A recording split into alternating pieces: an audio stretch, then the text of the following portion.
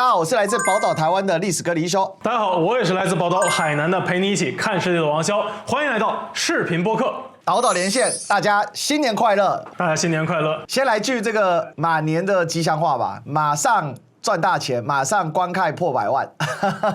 龍馬精神，馬到成功。不過我覺得新的一年大家都要馬上幸福啊！希望大家看着島島連線的時候呢，可以感到這個喜氣啊！這個時節其實是中國人呢偃旗息鼓的時候，好好的休養生息的時候，所以大年剛開工啊，一般來說啊，大家也不會很激動啊，很激烈，大家還在那個就是假期後遺症裡面。對，但是這個世界是不等人的啊。過年期間呢，兩岸呢在放假，全華人世界呢在喜氣洋洋之中啊。我看了一個短視頻啊，它呈現說全世界華人年味最濃的地方在大馬，我看的我都很想去了。我知道蕭哥也剛去東南亞度假回來嘛，那所以呢，這個大家都還在這個氣氛當中，但是這個川普啊完全沒有休息，我川普忙死了啊，忙死了哈！這個關稅帝君呢首遭天罰，關稅不臨啊，這次不能顯靈啊！哈，發生什麼事啊？關稅違憲，哇，這世界頭等大事啊！哈，簡直是打全世界啊，這個亂的啊，大家都還在想到底發生什麼事？我是誰？我在哪？我到底為什麼要談判？那當然的，這個根據啊美國媒體的點名啊，有3個冤大頭啊，說日本、韓國、台灣都是冤大頭。不過我看了一下哈，其實美國媒體是在陰陽川普啊，就是說呢，你忙活了老半天啊，結果這談了等於白談，浪費時間啊。明着是講冤大頭，但真的冤大頭可能是台灣哦。我們等一下可以來細講一下。但是回過頭來呢，在關稅帝君遭到天罰的時候，關稅帝君也想去懲罰別人啊，他想去懲罰伊朗，所以現在啊，2艘航母陳兵海外。我記得我們上次島也有聊到這個伊朗問題的時候，那個時候後來就是說認為不會那麼快打，因為感覺起來還不到時機。後來我自己在我一期這個節目上，我也講到說，1條航母美國大概是不會動，因為美國至少1條航母加上1條2棲攻擊艦，這個才初步具備戰鬥序列的感覺。你看，就委內瑞拉這樣幹。所以呢，我們今天啊，就以這2個主軸，再加上3個冤大頭哈，到底是怎麼樣的一個狀況啊？然後最後我們再把焦點回到中國大陸啊，因為呢，很多人說啊，這一回啊，中國的是贏麻了啊，為什麼呢？躺着關稅都下來了，芬太尼關稅都不見了，哇，這簡直是太有意思了。所以我先開場，我們先來問一下蕭哥啊，這一次呢，關稅帝君啊，被這個美國聯邦最高法院來一個當頭棒喝，而且非常令人意外的，因為我們知道美國大法官是9席，那美國呢是採用這個憲法法庭的這種憲判制度啊，就是憲法判決制，它是有攻防的。在這裡面呢，看起來美國政府啊完全失敗啊，聯邦政府完全失敗。9席大法官有6席是保守派啊，而且首席大法官呢，他就是保守派，那怎麼會這樣呢？你的觀察是什麼？關稅帝君這一次為什麼輸得這麼慘？保守派不代表MAGA派。特朗普我們說了嘛，他的最大的敵人一方面是民主黨和自由派，另外一方面是這個共和黨內的建制派，甚至某種意義上，共和黨內的建制派比自由派讓他更加討厭。這個是特朗普的一個個人形象。因為現在呢，就是整體來說，我們是這個樣子啊，就是美國目前的国內政治非常非常的混亂，可以说幾派人在打架，一方面有自由派，一方面呢有这個保守派的建制派，然後呢 MAGA 裡面也在打，比如說這個科技派，然後呢純 MAGA 派等等等等，他們現在在混戰的這麼一個狀態。對於美國來說，今年又是一個特殊的這麼一個年份，今年是這個叫做中期選舉。因為目前來說呢，特朗普他的一個情況就是他在用一種叫做略微的優勢控制着基本上是美國的各個政府機關。如果說我們只看民主共和2黨的這麼一個情況的話呢，那麼現在其實就是說白宮是共和黨，然後呢國會是共和黨，而大法院也是共和黨，但是 MAGA 派它不在這裡面起到決定性或者壓倒性的這麼一個情況。很多的人他其實投 MAGA 派是在進行一種你說投資也好或者騎牆也好，就是他認為特朗普能幹成，那我就跟特朗普靠得近一點，但如果說特朗普幹不成呢，那我就離得遠一點。而且 MAGA 派內部之間啊，他的那個也很尷尬。比如我之前看一個叫做 Stefanik， 他應該是紐約州的一個眾議員，他之前是在國會山騷亂之後，因為特朗普他認一個人到底是不是自己人的時候有這麼幾個標準，其中最重的就是你認不認為2020年大選的時候拜登舞弊了，如果你認同，那你就是我的人。然後第二個就是你是否要求追查2021年國会山騷亂，如果你反对追查，那麼你就是我的人。所以如果你2個都質疑了，那麼你就是完全是我的人。比如说卢比奧之前是跟这个特朗普完全不对付的，但是呢，2020年他質疑了，2021年他要求不追查，所以现在卢比奧是这個特朗普這個叫做頭號自己人。但是特朗普不是最近他到底是大嘴巴，還是呢他是有意敲打盧比奧？就是盧比奧之前在慕尼黑慕安會上面表現高強度輸出特朗普的政治思想，然後回來的時候特朗普就開表彰大會，先是說 JD Vance 說哎你做的特別好，我這等等那種有文化有知識讀書又好，哎呀你看他耶魯大學法學院畢業的，比那些民主黨人讀書還要好，等等等等。然後呢，第二就是他又提到了，就是說這個盧比奧，他說哎呦盧比奧你這次表現的不錯啊，但是呢我覺得你不能再表現那麼好了，你再表現那麼好，你都把我的光彩給壓過了，小心我要把你開掉。然後對吧？你也不知道他到底是在那邊就是話趕話這個大嘴巴，還是他在敲打盧比奧。但是呢總體上面來說呢，就是說他是這樣的一個情況。但是呢那個 Stefanik 他就是這樣一個，他之前是2020年質疑了選舉結果，2021年呢又反對繼續去追查國會山騷亂，結果呢特朗普就投桃報李嘛，就要犒賞一下這個人，犒賞一下這個人就準備提名他來做美國駐聯合國代表，相當於是正部級官員了。結果呢 Stefanik 為了去當這個官員，他之前相當於是叫做國會共和黨黨團裡面的一個高官，相當於是共和黨在眾議院裡面的第3把手還是第4把手這樣的一個級別，然後他已經把那個職位給辭掉了，結果呢沒通過，這有點尷尬。所以說然後他現在就開始回來了，他就 diss 那個議長嘛，那議長也是 MAGA 呀，所以說現在就是 MAGA 跟 MAGA 之間也在鬥。那麼現在相當於就是說呀，用一個最高法院的這麼一個判決，一下子把這一灘水攪得更渾了。因為今年我覺得大家一定要關注到的就是今年是這個國會的中期選舉，國會中期選舉如果說以特朗普目前的一個情況的話，他如果號召他的選民繼續去推動一個改革的話，會把國會裡面共和黨很多的建制派給推翻。他因為特朗普是這樣子的，就是在共和黨內如果他支持誰，那麼誰大概率是可以能夠贏得叫做黨內的提名的，就初選。但是呢他贏得這個黨內提名不代表他能夠贏得選區，因為在上一次的中期選舉的時候，特朗普幫很多共和黨內的 MAGA 派助選，所以他們贏得了初選，但是在最終的選區選舉的時候，一些人就輸給了民主黨，所以他們是這樣的一個情況。對於建制派來說，他們也擔心，他們擔心的是什麼？就是你如果一方面把我給推翻了，然後推你的 MAGA 派的人出來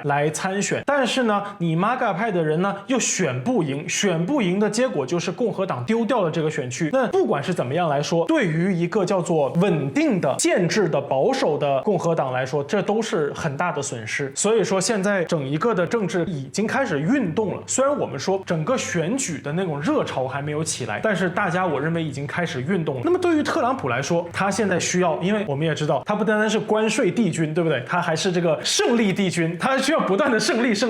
那既然在關稅這塊他現在準備要繼續上訴，但是在另外一塊他就需要在其他地方找回自己的面子，他必須要做一點事情給他的支持者看。然後呢我們就看到了在整個我們這邊喜氣洋洋過年的期間，特朗普已經讓這個美國的軍艦進入到地中海，進入到這個領域。那麼在地中海這塊呢，大家一想到地中海的時候，可能有的時候會想到意大利比較多，但是呢地中海不單單是意大利，不單單是希臘，地中海沿岸還有一個國家叫做以色列，大家就認為是不是要對這個伊朗要動武了？但是呢這邊又遇到一個問題，就是特朗普呢他雖然需要贏，但是他呢很擔心過度投入，因為過度投入很容易輸。這個間呢就是霸權的煩惱，現在這個就是特朗普或者說美利堅霸權的煩惱，就是呢他需要不斷的贏來維持他這個範兒，他倒人不倒架。但是呢你如果在裡面投入過多，非常容易倒架。我之前在我的節目中跟大家分享過一下，就是我覺得呢你說打不打伊朗這個事情真的不好說，因為他現在這個世界他不是按照常理去出牌的，所以說呢你說他打伊朗也非常有可能，但是呢你說他不打伊朗也非常有說法，因為特朗普嘛做什麼事情就是這樣子，如果你不是一個低成本的事情，他就很容易塌口。所以我覺得就是可能不太好出擊，因為你看他如果只是進去轟炸一下，然後呢宣布勝利，那我覺得呢又不需要那麼大動干戈。所以我覺得他把這個軍隊先部署到這裡來，多多少少肯定是他最少也是已經在給他的核心支持者在做個樣子，不管他最後拍不拍這個板，我天兵天將已經部署到那裡了，給大家看一看什麼樣子。但是另外一方面呢，天兵天將部署到那裡，跟天兵天将開始出動啊，这屬於兩個情況，他不一定會讓他出動，因為你最後怎麼收尾呢？大家總是說，如果把伊朗給推翻啊，那就一定會實現這個所謂的民主自由。那麼我們要這樣說啊，就是說你推翻一個舊秩序，並不代表你會帶來一個新秩序。你推翻一個舊秩序到建立一個新秩序中間是長期的混亂，能不能建立新秩序是看有沒有一個新的強力政治集團來接手。這個強力政治集团如果在當年的伊拉克，那就是美軍；如果在今天你的地面部队不进去的話，那麼新出來的這個強力集团，它一定是一個能夠掌握武裝力量的。而一般能夠掌握武裝力量的集团，它一般不會是一個比較進步自由的派別，它一般會是一個比較保守的派別。所以呢，那你如果進去，你最後呢是幫另外一波非常保守、非常強硬的派別給做了嫁衣，那麼美國這個好像看起來也不是很贏。所以說你怎麼看？你覺得他會不會打？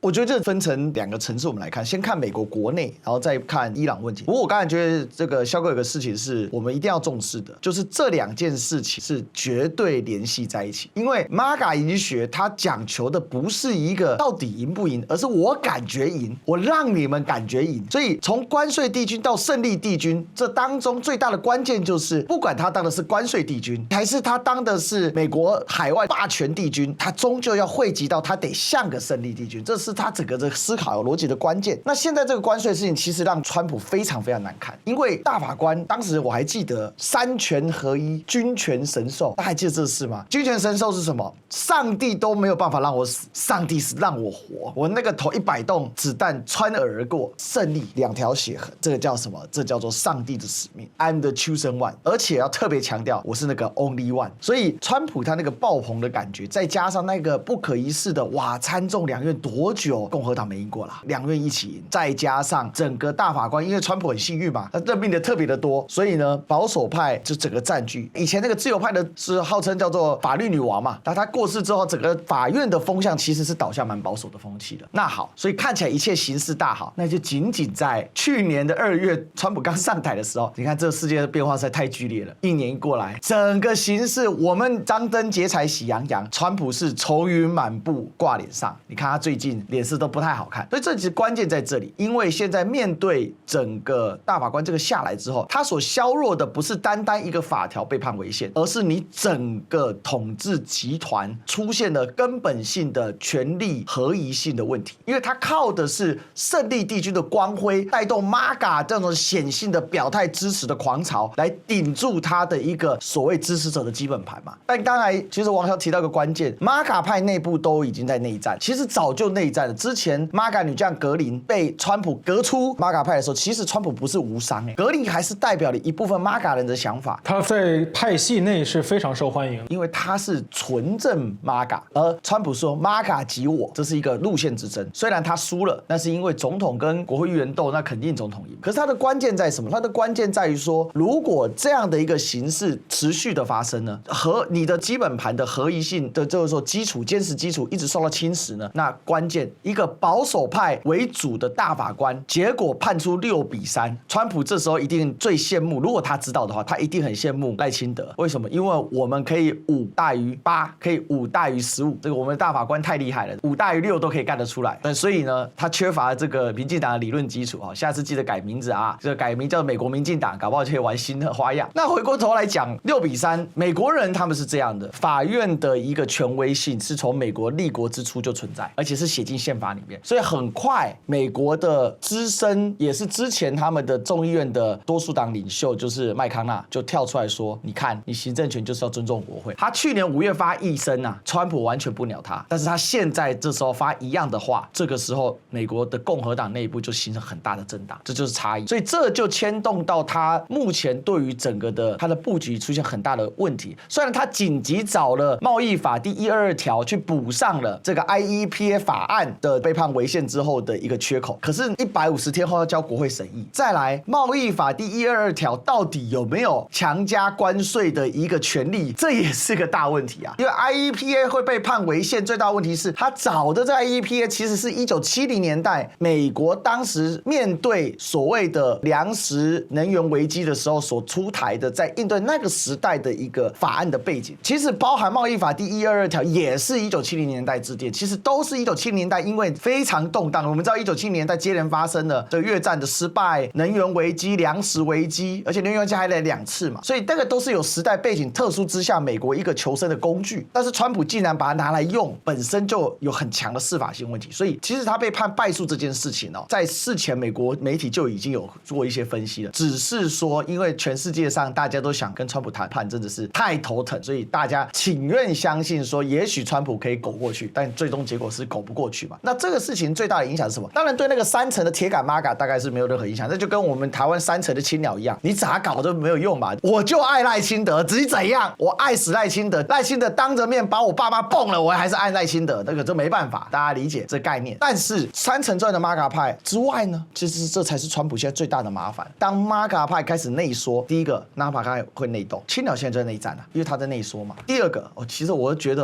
台灣好像真的是領先美國啊，還得是我們台灣，看要比西式民主德摩克拉西，我們還是比較先進的。民主之光，哎呀，民主的燈塔，他們這些病灶都在我們這裡都發生了，所以我這太熟悉了。然後我們看到這個問題之後，那川普的應對第一個是他說我法律會對抗到底，可是問題是你那個氣若游絲，其實大家也很清楚，現在等於是大法官給國會開了一道口子嘛，國會該得硬起來了，因為美國是3權嘛，行政、立法、司法，司法權把刀遞給了立法權，那你行政權頂得住嗎？我對於川普150天後啊，他這個貿易法第122條能不能活下去，我也感到很悲觀。那這裡面牽涉最大的關鍵就是好，那他必須趕快轉移焦點。所以我認為伊朗這件事情其實早就布局很久，就是為了要應對可能的敗訴做的鋪陳。可是這在最大的問題是，這次伊朗他所成兵集結是2艘航母，福特號跟林肯號。林肯號在阿曼灣，福特號呢從地中海委內瑞拉外海趕赴到東地中海，在現在以色列外海這裡，據說已經過了這個西西里島了嘛。這麼大陣仗，你要對付伊朗，可是問題在於說，你對伊朗的氣球是什麼？川普開口閉口說，最好的狀況就是可以顛覆政權，那代表什麼？代表你根本沒信心顛覆他的政權嘛。第二個，你就把哈梅尼給剁了，你也得先剁得掉他。剁掉哈梅尼確實不難，但也不是像端掉馬杜羅這麼容易嘛，這是一個大問題。第三個，就剛剛王小講的，你剁了他，你到底是增強了伊朗保守派教士集團對國家的下一步的掌控力，還是真的削弱了伊朗的統治集團能量？伊朗最大的問題是，伊朗伊斯蘭革命聽起來很好聽，但其實非常虛胖，因為伊朗伊斯蘭革命根本沒有把世俗派給打壓下去，而是採取一跟世俗派妥協的政策。也就是說，整個從巴勒維王朝所留下來的行政機構，除了國王沒了，換成由最高領袖來擔任元首這件事之外，基本上整個行政官僚體制就是依然存續，只是從國王制，國王作為一個國家的元首，變成由總統作為行政機關的代表。他的總統其實更像是一般國家的或一般政治體的這一種所謂首相的這個角色嘛。然後甚至你連他的國防軍你都沒有把它消化掉，你也只是這搞了一套伊斯蘭革命衛隊。所以他的最大的問題就在這裡。伊朗本來最大的問題就是他的這革命是不徹底的革命，他沒有真正做到社會的整個結構的調整跟整改，而他更像是在原本的社會之上蓋了一個教士集團統治階層。但這個蓋上去的方式又很神奇，是因為這個教士集團統治階層呢蓋在上面，中間是城市階級，城市階級很有錢很有影響力，而且在世俗上是最強大的。所以為什麼動亂是從巴達就市集出來的，就是市場派。但是這個底層托底的又是教士派的堅實基礎，就是信徒們，就是鄉下的這些，所以它形成一個漢堡形狀，這個就是伊朗為什麼他做啥改革都做不了。所以伊朗就是這樣嘛。你說他死了嗎？他是活着。你說他活着嗎？他活得像個死人，所以他就像活死人，但他又不是個活死人。你說他植物人，他也不是個植物人，他是個既死又活，又活又死，但是他依然活得還不錯，然後呢底子也還可以的一個看起來有點瘦弱，但是體質上也不是太差，但免疫系統又在咬自己，臉上長了紅斑性狼瘡，但又不是很嚴重，所以這怎麼辦？好，這就是伊朗最大的問題。可是契機來了，美國上次轟炸伊朗之後，其實給了伊朗第一次有機會進行貫徹伊斯蘭革命所沒做到的一個東西，就是肅清社會內部的反動派，抓啊殺啊。哈梅內伊自己出來講的嘛，那一次大巴扎大混亂之後，因為那個轟炸之後，伊朗的反動派蠢蠢欲動嘛，最後在那個巴扎燒亂之後，就整個燒開了嘛，就伊朗前陣子大動亂。哈梅內伊說殺了6000個人，他如果說殺6000個人，那我覺得外媒說殺3萬個人絕對是合理的。如果殺3萬個人，那至少抓10萬個人起跳，因為你抓一定是一般是3倍起跳嘛，所以至少抓了10萬人跑不掉。那照這樣理論，我就問嘛，伊朗雖然人口也不少，8800萬，但抓10萬人那很大的數字哎，基本上社會裡面的一些反對派領導層大致上就是被抓被殺差不多了嘛。所以這個整數節下去之後，這就是為什麼川普的底氣消失了，因為川普出現了一個時間差的錯落。他處理完馬杜羅之後，委內瑞拉的氣度航行沒幾天，委內瑞拉到現在也卡住了。羅德里奎茲外軟內硬，好像拉不太動他，馬上把焦點轉移到伊朗。問題是，一艘航母大家都知道你玩假的嘛，這個是一個很基本的軍事判斷嘛。你連2棲攻擊艦你都抽不出來，你只有硫磺島號，但硫磺島號還得留在委內瑞拉外海。那現在好笑了，福特號將這個硫磺島號攻擊艦都沒有辦法逼現在的委內瑞拉代總統羅德里奎茲就範了。那我問你，你現在把福特號調成，那請問你委內瑞拉怎麼玩下去啊？你的國務卿盧比奧還當得了總督嗎？好，他跳過來這邊，那你現在確實2艘到這邊了。那這個時間差是什麼呢？我認為川普是做了一個勝利鋪陳，就是我要從委內瑞拉的獲勝贏到伊朗的獲勝，然後蓋住可能失敗的關稅違憲。如果從現在後世我們往前回檢的話，因為這是我們歷史學常做的一種判斷嘛，把脈絡串起來，確實有這樣的一個狀況。那所以結果是什麼？結果就是他應該要發，但是因為當時關稅還沒判下來，所以他也沒發動。再加上他做了委內瑞拉這件事，所以他準備不足。所以大巴扎在騷亂的時候，有外媒認為啦，就是摩薩德跟 CIA 提前發動，但是發動的不徹底。我看到哈梅內伊出來講話的時候，我的判定就是完了，你這個摩薩德加 CIA 多年經營的伊朗內線，基本上是系統性被端掉，不然哈梅內伊不會那麼有信心跳出來講，而且是公開的出來講說我殺了6000個。所以我覺得現在的狀態對川普來講非常尷尬，因為他需要伊朗這場勝利來掩蓋他在關稅上的失敗，可是他那個時間差太尷尬了，沒抓好，沒布局好，沒弄好。然後如果他要發動，一定要內線，否則的話你是無法做到政權更迭的。現在內線被清了之後，你要抓哈梅內伊就更難了，因為馬杜羅抓他是靠內線消息啊，但你內線沒有消息，難道還靠趙建明嗎？哎，這梗太久了。還什麼？聊半天老人味兒給聊出來了。但你也老了，所以好了，內線靠姚明，好吧？所以啊，我講啊，這就是現在整個事情呢。如果我們從關稅違憲看到伊朗，那你剛剛問的那個問題，我覺得就有個解了。現在的川普啊，還真的特朗普，你說打，我認為他的內心很清楚，這個打了沒有任何結果。而且我認為，如果說他現在如果想要快進快出，那就是把哈梅內伊給幹掉。我覺得他现在也很困難。就哈梅内伊敢公開講話，就代表什麼？內線被抓了嘛，不然他老人家之前躲多遠啊？大家還記得嗎？上一次轟炸的時候，哈梅內伊超久沒現身，一大堆人說哈梅內伊生病的死了。所以現在最大的問題就是你可能甚至端不掉哈梅內伊。所以我認為是這樣啦，真的要表演，可能也就是炸一炸，然後宣布說我們幹掉他的彈道導彈，還有他潛在核設施。因為今天最新消息，特朗普又說了一句新的，他說現在伊朗正在發展可以打到美國的長程導彈。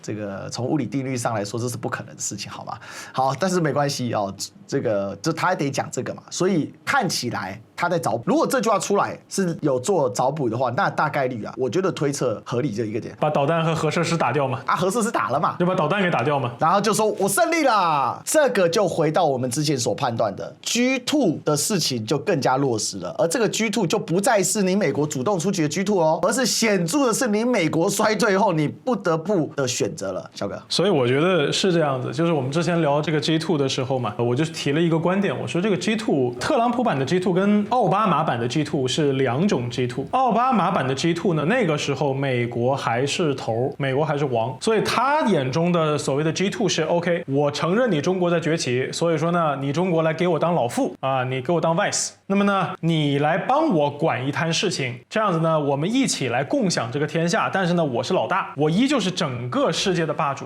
而中國呢，你只是我這裡面的頭號小弟，這是當年奧巴馬所認知的一個 G2。但是今天特朗普時代所謂的 G2 是什麼意思？特朗普所謂的 G2 就是我要管西半球，東半球怎麼樣，我已經懶得管了，我已經不想管了。其實這個過年的時候，我們把很多的精力放在了這麼幾件事情上，一個是關稅，一個是這個伊朗。但是其實大家有要注意到，就是高市早苗現在呢已經內閣總辭了嘛，他們馬上就有新的一屆內閣出來。然後呢，你看就国防大臣小泉呢，他就說了要部署防空导彈到與那国還納之國什麼那個島上面，那個島呢大概離台灣是110公里，相當於比大陸離台灣還要近，他要部署到那邊去。那麼在這些事情上面，然後大陸呢反應就是 OK， 你要幹，那我繼續給你封鎖。就是我們現在聊天的这個今天，大陸又列了20個制裁清單。所以說特朗普對這些事情是一句話都不說，一點不說。你看啊，特朗普對其他地方，比如說對他自己要管的那個，他的所謂的 G2 就是我要當 G2 之一 ，one of G2， 你也是 one of G2。但是呢，並不是說你來幫我維持什麼事情了，而是呢，你那邊的事兒我就不管了，我只管我這邊的事兒。於是我們就發現了這樣的一個事情，就是你會看到他在對伊朗這件事情上面，他是展現了自己的一個露出了自己的獠牙。然後呢，在對委內瑞拉這件事情上面，你看他已經展示了獠牙。然後呢，他又是比如說，還是今天的新聞，這個巴拿馬已經準備開始明搶這個港口了。然後呢，再比如說，他已經這個敲打了秘魯和哥倫比亞。然後呢，還有一件事情，就是也是在春節時候發生的，就是呢，這個墨西哥大毒梟已經癱瘓了墨西哥的第2大城市，相當於他們的那種什麼飛機跑道啊都不能用了。很多人說要飛那個地方的時候，那個飛機就直接飛到去又飛回來了，說這個我們沒有辦法降落。所以你就會發現，他自己要管的那個半球全部都是重拳出擊。但是，一遇到跟中國相關的事情，哎，突然這個人啊就變成了一個慈祥的老人。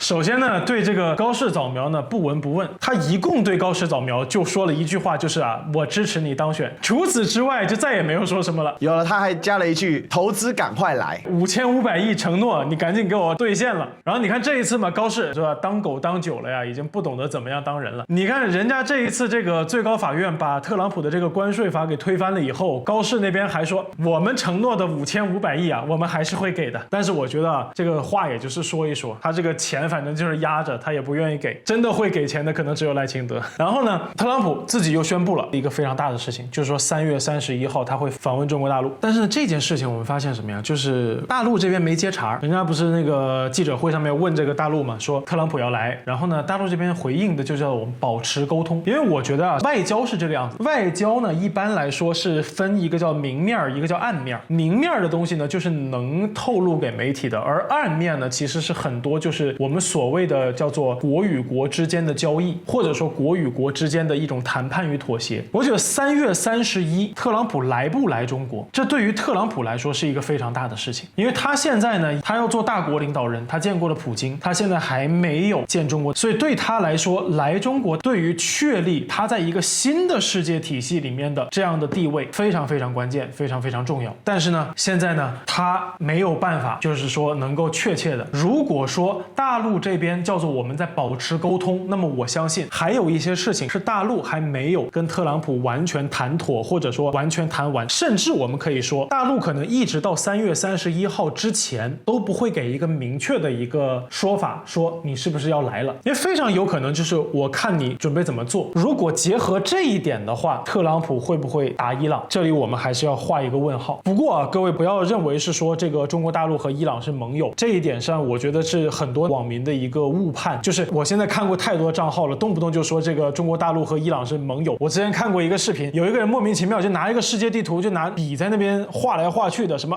俄羅斯、伊朗，然後那個中國大陸，然後就說這是鐵三角。我是莫名其妙，這是一種畫法。還有另外一種畫法更好笑，就是畫莫斯科、德黑蘭、平壤，然後呢就說你看普京已經把我們圍起來了。就是我跟你說太多了，這種地圖國師太多了。跟大家說一下，中國大陸的外交政策或者外交戰略一直有一點就是保持模糊，因為對於目前這個世界來說，我們有2種判斷。第一种叫做美國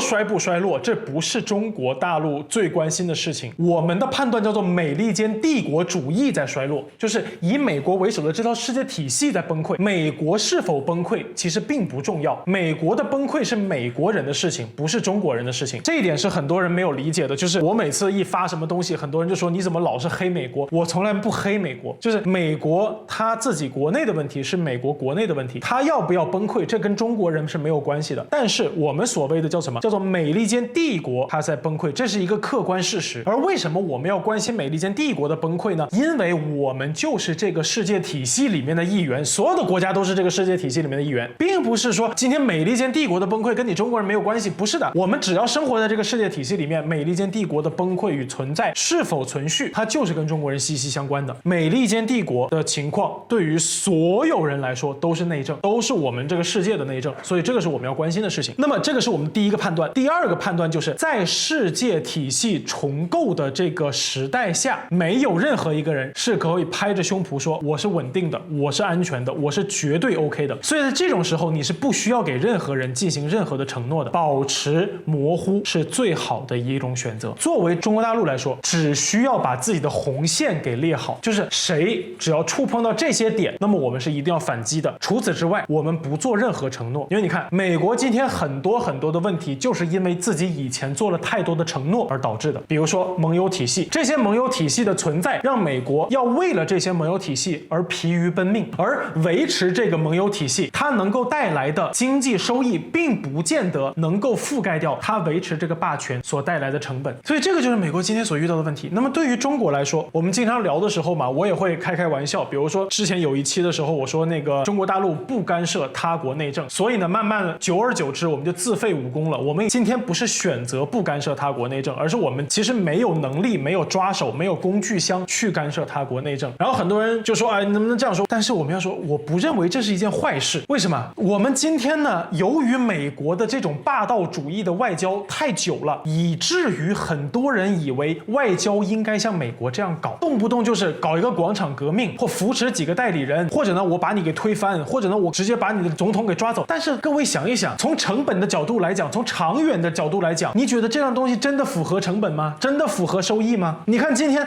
為什麼那麼多人有這麼多理由可以批評美帝國主義？因為你幹這些破事幹太多了呀。然後你扶持一些莫名其妙的人。之前伊朗好好的整一個巴列維王朝，伊朗又是美國的狗，然後呢又是一個被美國高度滲透的。其實美國在中東地區的第一代的狗並不是以色列，今天以色列已經從狗升級到腦了。然後呢，第一代的狗是伊朗啊，伊朗對你是忠心耿耿啊，只不過是因為摩薩台他想要把他自己的石油收益給收回來，收回来就收回來嘛，你跟他合股經營嘛，你幹嘛要把他想的那麼糟糕呢？你就直接把人給推翻了，这不是莫名其妙嗎？然後你現在得到了什麼？那是人家自己經過人家的規則選出來的，而且那個規則還是你定的，然後人家選出來你去搞推翻，你先推翻，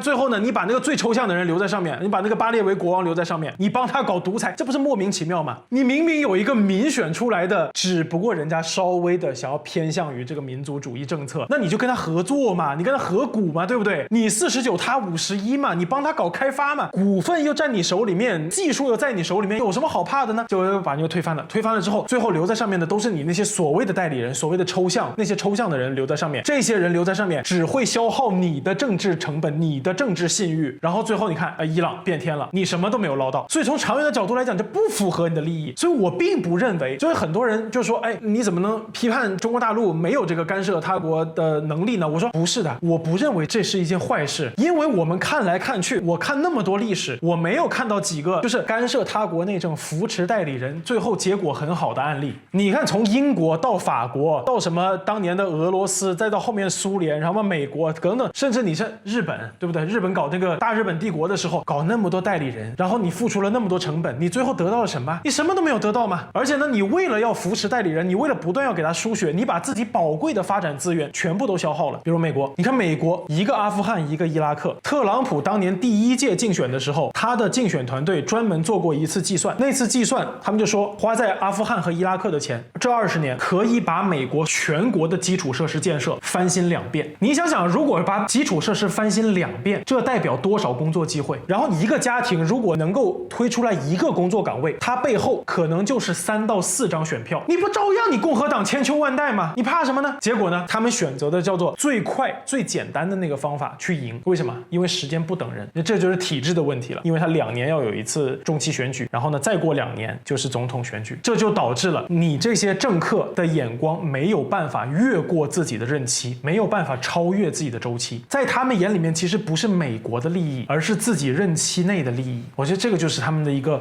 整體的問題，但是這個不是我們今天所需要去關心的一個事情，因為我們是從中國角度去思考這件事情，所以我就說中國或者北京方面，他不可能对德黑蘭有任何絕對非黑即白的政治承諾，他只能是說你大概怎麼樣做，我們可以怎麼樣一起合作。如果你想要發展經濟，我們這邊能夠給你這個，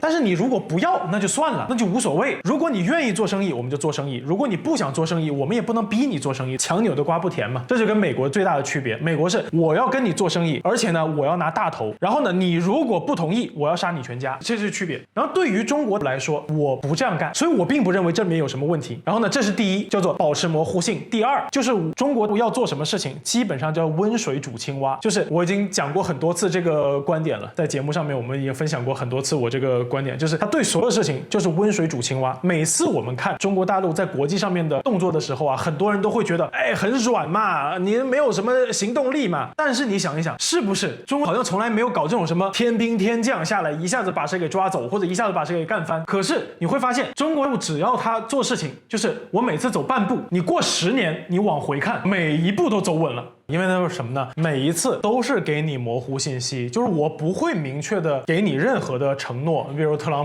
普想來，你來，我們可以探討啊，我們可以聊一聊你到底怎麼樣來。我們不說你可以來，我們也不說你不能來，我們可以探討一下你怎麼樣能夠來。所以你看，我覺得這一次就是一樣的。特朗普他說他那邊已經把這個話給放出去了，為什麼？因為他需要這種 big news win every day， 他可以從3月31號一路 win 到這個4月2號、4月3號這樣子。你看中國這邊也是，他對媒體。他既沒有說他要來了，他也沒說他不來，他就說我們在保持溝通。所以我覺得在這種情況下，一個戰略模糊是非常非常有價值的。我們從這個大的環境上面來講，現在我們這個世界的崩壞才剛剛開始，這個就好像是漢末的時候剛剛黃巾起義啊，剛剛這個宮裡面先鬧起來，董卓都還沒有進宮呢，你現在就想着我們要開始建立新的世界秩序，我覺得不用着急，未來這個世界會什麼樣，我們現在連個雛形都還沒出來呢。現在要做的就是保存自己的實力，你只需要知道，如果將來天下3分，天下幾分，你一定是最大的那個，或者說最牛的那個就可以了。其餘的，今天這個世界怎麼亂，不需要現在就着急。我們定出來一個1、2、3怎麼樣子，然後大概未來是什麼樣的規則和結構，我覺得不着急，就是模糊，保持模糊。我跟誰都好，跟誰都能談，但是呢，我不給任何人承諾。這個是我覺得中國大陸今天非常好的一點，是這樣子的。我想這個是因為在應對 G2 這個美國的一個把局勢往這方面推的時候啊，其實對大陸來講，中國大陸的概念其實很清楚，因為我們這一直反覆強調 G2 這個格局不是中國要，也不是中國會去遵守的。可是你跟美國人在互動的時候，你必須要讓他覺得你聽懂他的話。這是過去我覺得很有意思的，因為對大陸來講，尤其在新中國建立之後，長期的戰略就是你打你的，我打我，長期的戰略目標我會去實踐。可是跟美國硬碰硬的經驗是很多的，可是怎麼樣跟美國不是硬碰硬，也不是軟柿子，怎麼在中間當中，這個經驗是現在才開始越來越多，跟過去是很不一樣的。美國人是很善於這一套，能硬我絕對給你硬到，但不能硬我也可以跟你又硬不硬卡在上下中間。大家就想蘇聯最硬的就是1970年代，蘇攻美索達到了一個巔峰的時候，這個美國跟這個我們號稱這個蘇勳州嘛，勃列日涅夫嘛，他跑去跟尼克森開車不是嗎？所以大家知道這個，因為西方人這一套外交是已經是行之有年的，他們是從他們的宮廷文化，從這個法國宮廷所衍生出來的這種所謂的這種國王之間的，他們都是家族關係嘛，姻親啊、血親啊、cousins 啊，亂七八糟，所以他們可以保持這種既聯合又鬥爭的這種形式。但對中國人來講在任何的鬥爭前面有一個關鍵是對道德啊、對於忠誠啊這一些的要求，所以中國人要麼硬到底，要麼呢就是跟你合作在這比較稍微在這個道德身上比較分明一點。雖然講中庸之道，但這個中庸之道主要是來自於內部的要求，而不是這個跟外部這一種國際關係的對壘的時候去進行的。所以你會發現宋朝士大夫跟這個遼朝的時候，哇，那他們內部對這個華夷之辯是極其激烈的這個是有這樣的一個內涵在。所以我覺得這是一個新的學習之道，也就是中國逐漸的走上了世界之巔的時候，在這個世界之巔之上，確實從英國到美國，他們這個 Anglo-Saxon 這一套已經玩轉太多多年了。你看他們在海上不就也這樣玩嗎？海上打不贏的時候，是個手裡好商人、好生意夥伴；打得贏的時候，那麼先搶你再說，搶到女王都可以放施掠證了，對吧？合法搶劫、奉旨搶劫，這就是我覺得中西方思維差異的時候，我們在處理這個問題。但是我認為北京是學習的非常非常快的，因為隨着自身力量的增長，這套敘事已經深植全世界的人心了。因為大多數地方都被英國或者是法國或者是其他歐洲的殖民帝國殖民過，它的上層它必須要看到這一些，所以 G2 你是不可能置若罔聞，你完全不回應它。這也是為什麼你在中美這麼高強度競爭的時候，打電話，還得在這個韓國見個面，甚至呢，川普搶先宣布我331我就要登陸北京，大陸也沒打他臉，就是比較模糊應對，保持溝通。對，保持溝通。可是大家知道哦，就是說中國的這個法統思維來說啊，你沒有基本的，那我是根本見都不見你啊！你看馬加爾尼到阿美士德，不就是個經典的例子嗎？老祖宗留給我們東西很豐富啊，但是也是我們有一定的路徑依賴嘛，這個沒辦法，這是不一樣。理論上根本就見都不見嘛，但是你還是得見他，所以這就讓人家覺得很卡，很不舒服。哇，這川普這王八蛋，就每天就想着搞大陸，但奇怪了，那你又得跟他打電話，你好，我好，大家好，這到底什麼？其實這就是內涵在。所以對着這個 G2 格局，你看到了，我認為現在北京的寸兩是什麼？其實我們剛剛講的伊朗，它就是一個很關鍵的點。如果你真搞 G2，我要怎麼應對？那你假搞 G2，我要怎麼應對？那你搞 G2，你是主動搞 G2，還是你被迫得搞 G2？我要怎麼應對？所以奧巴馬時代到川普2.0時代，它是有截然不同的內涵在裡面。那現在看出來這個局就是這樣子的，看起來美國確實有點欲振乏力了。你再看伊朗這局，他現在集結的兵力啊，據聞是說有人算過啊，可能是什麼時候以來最高呢？可能是從伊朗伊斯蘭革命以來最高強度的兵力集結，因為2艘航母，還有一大堆空中加油機、空中預警機、E-2D 什麼，你能想到的，通通都可以衝過來了。F-22都來了，可是怎麼不動呢？這就是關鍵。所以我覺得，因為看透了這一層局勢，所以中國在明面上他會去強調中美關係這條巨輪要共同維繫好，會講很多，然後並且呢提出一些治理的一些說法，比如說呢新形態的這個全球治理啊，一定程度的去好像若有似無的在呼應你這個美國的 G2 的一些說法。可是其實我不認為那是很實際，最實際的還得看什麼地方，還得看第一島鏈的變化。所以這就牽到我們一開始講第一島鏈，在這個關稅的狂潮當中各有所得各有所失嘛。其實日本簽的那個條約是不好的，但是呢因為又犯上了高市早苗，為了取得個人政權的連任，還有鞏固他長期首相的可能性，所以他其實是以犧牲日本的長期利益為代價來換取個人的一個政治的鞏固。確實他成功了，所以川普要價不菲啊，馬上說我發文挺你了，錢呢？Hello？錢呢？但是呢，我覺得日本終究還是有個底，而且日本人還有關鍵招式嘛，真的不行，すみません下台一鞠躬，換個總裁再來過。我相信蕭哥應該知道，這個當年這個美國的國關學界啊，就是有專門研究日美關係的。然後呢，這個很多學者就認為日本是很難搞的，為什麼？因為日本每到關鍵時刻就換首相，然後呢就來個すみません下台了，下台完了之後說，我們再選總裁，因為他們很麻煩嘛，得先選總裁再選首相，所以一拖又過3個月。高市這種速戰速決在日本為什麼不發生？因為他們常常拿這種內部改選來應对美國人的壓力嘛，這是日本人的慣用招式嘛。你看石破茂不就這樣嗎？談不下去了，老師不幹了，我先走了，反正換了吧，大家輪流坐莊嘛，大家都是你好我好大家好，這是日本人的慣性玩法。所以他那個1年1項是有他的一些背景邏輯的。可是問題來了，安倍他能夠頂住美國有很大的關鍵是什麼？他是雙法，他是門法也是派法，這個我們解釋過。高市早苗既非門法也非派法，這個是他很弱的地方。所以日本這個壓力，結果剛好，老實講，這個大法院是打了川普這臉之後，現在大概沒時間去管日本啥時要復憲。反正呢，高市現在越做越穩，雖然中日關係不好。而這個時候，北京的反應是什麼？我看到你美國自顧不暇，我就加緊對日本施壓，所以這個兩用清單20個制裁實體就出來了，而且很多我去看的那內容都是針對航空工業的，因為航空工業確實是日本的強項，只是它是個隱形冠軍。因為大家知道，日本在很多方面很厲害，什麼？比如說碳纖維材料，在航空工業的各種的大型的零組件的，而且它是總成，它不是小零組件總成，它是大的。就波音很多飛機，很多机型飛機，日本基本上都可以造到30%以上。日本除了靠汽車工業啊，靠半導體之外，很賺錢的其實是航空產業。而這次就是要打到你痛，我就針對這一點。那為什麼我這時候出手？因為我知道我料準你美國不會動嘛，這就是我們講的 G2 之下中國應對的形式。就反正你也不太管東半球了，那我對東半球我咋客氣呢？這個過去是中國大陸很少會這麼積極主動的去做這種事情，而現在是做得順理成章，而且抓日本呢又毫無道德爭議，毫無道德負累，做得特別的舒服，怎麼舒服怎麼來，還可以凝聚民意啊，這個大家同仇敵愾，挺好的。再來韓國，這個就是一個很有趣的一個現象。韓國呢，這個之前川普非常不爽嘛，不簽了嗎？你到底要等多久？李在明說，我了解一下哈，25%，大哥你等等，我派特使跟你聊聊天，派了5波特使去，但這5波派了，外媒每次訪問李在明，李在明就說啊，這樣我們還在了解中，我們絕對是跟美國站在一起，很會講話，但是他從來沒有把這個喪事洗白。大家講到喪事洗白是誰的專長了，大家也知道了。然後呢，對內的是重拳打擊，把反對派，也就是保守派跟尹錫悅狠狠的摁死在地上。先是檢察官來一個死刑起訴，建議死刑，對，牛啊牛啊，起訴死刑起手，全斗焕都沒有死刑，七月呗。然後最后判個无期，你看我感恩戴德了吧？順勢也把韓國的檢察系統徹底的改組了，完全掌握在自己手中。對一般中層以下官員，檢察院以後已經沒有什麼力量了。對上層的高官，總統手握檢察官這把大刀，想打誰就打誰。這個不愧李在明是學法的哦，對這個法律的這個玩得非常知之甚詳。對中國大陸繼續強調加速合作，甚至推出最新口號“南北和平元年”。它到底有多少個元年？今年既是中韓關係再回暖元年，也是南北和平元年。去年還是李在明想要去特朗普大廈打高爾夫球元年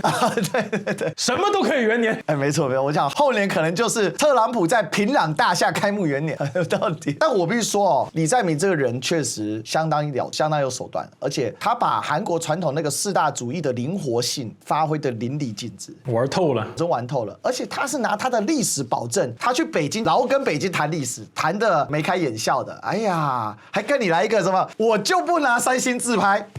我就拿小米自拍同款。拿的還是之前送給他的那一部哦，這太厲害了，所以你看這個禮尚往來啊，我頭回見過真的有人用國禮的，我以為一般送完就放在一邊了，他真的拿來用了，你看這非常給面子，這個人情緒價值給到位了，這人突出一個情緒價值，就是國內他也是在給情緒價值啊，國內他是利用自由派，因為之前韓國的自由派他的情況是在於他們不願意被調動起來，就跟這個美國今天的這些民主黨的很多支持者一樣，他們也是說覺得哎呀民主黨出來也很無聊，我也很懶得再去投了，因為之前文在寅他做的那5年的時候，有一個問題是他這個叫做江南左派嘛，就是一堆住在豪宅裡面的左派，大家也覺得這個沒意思。李在明一出來，哇，真的是，我說李在明非常非常懂給情緒價值，畢竟人家也是百萬網紅嘛。從他上綜藝的時候，你就能夠看出來，這個人非常知道在鏡頭前面要說什麼話，要做什麼事情，而且也是真能扛嘛。